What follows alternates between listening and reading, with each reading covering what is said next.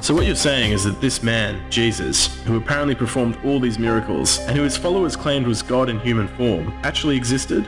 Yes, that's exactly right. Do you have any actual evidence to support your claims? Yes, as a matter of fact, I do.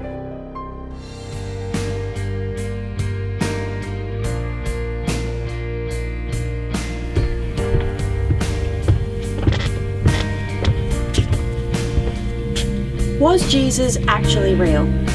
That's a question a lot of us struggle with, because if he wasn't, what does that mean for the foundations of our faith? But contrary to what mainstream media often reports, none of today's historians actually doubt the existence of Jesus. Instead, they piece together various ancient accounts of Jesus' movements to paint a picture of him as a historical figure, like a jigsaw puzzle. It's not just the New Testament that talks about Jesus. There are several other ancient non-Christian documents that talk about him. A Roman historian called Tacitus, for example, narrates in one of his novels of a fire that ripped through Rome in 64 CE. He says the populace blamed the emperor, Nero, for starting the fire. So Nero decided to end the rumour by fastening the guilt upon a small religious group called Christians. Then Tacitus writes, Christians derived their name from Christ, who during the reign of Emperor Tiberius was executed at the hands of our governors, Pontius Pilate. But the deadly superstition, temporarily checked, broke out again afresh, not only in Judea, the first source of the evil, but also in Rome, where everything hideous and shameful meets and becomes popular. Clearly Tacitus wasn't a friend of early Christianity.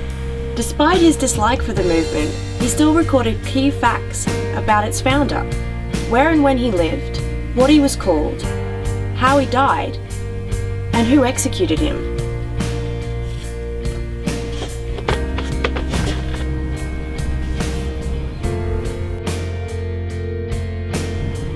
There are other ancient non-Christian documents that give us more details about Jesus.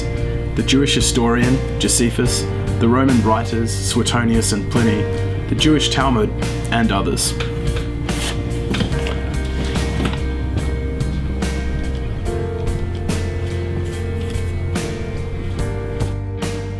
Even though we haven't looked at the Bible yet, we can start putting together a picture of Jesus.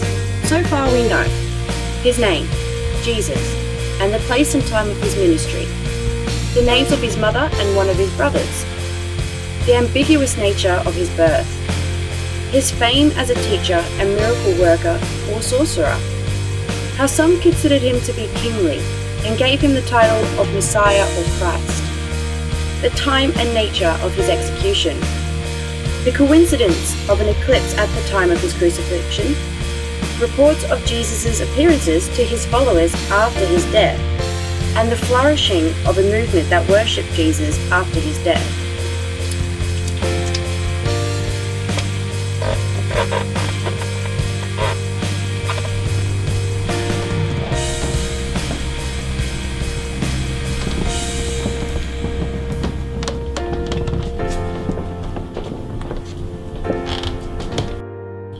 So we've got some pieces of the puzzle, but the place where we can find the largest amount of info on the historical Jesus is the New Testament.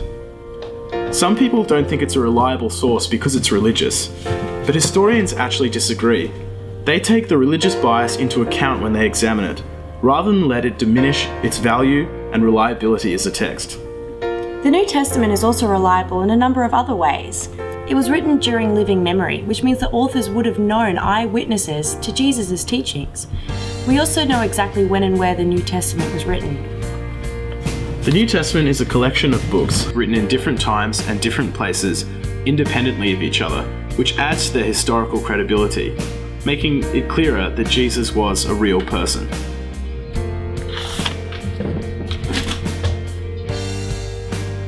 So, now we know that Jesus was a real figure in history. The various independent accounts in the New Testament and the amount of non-Christian texts that come from the same time period that mention him or talk about his deeds help to prove this point. This means that our faith has a strong foundation in history. Now we can look at Jesus' actions and teachings.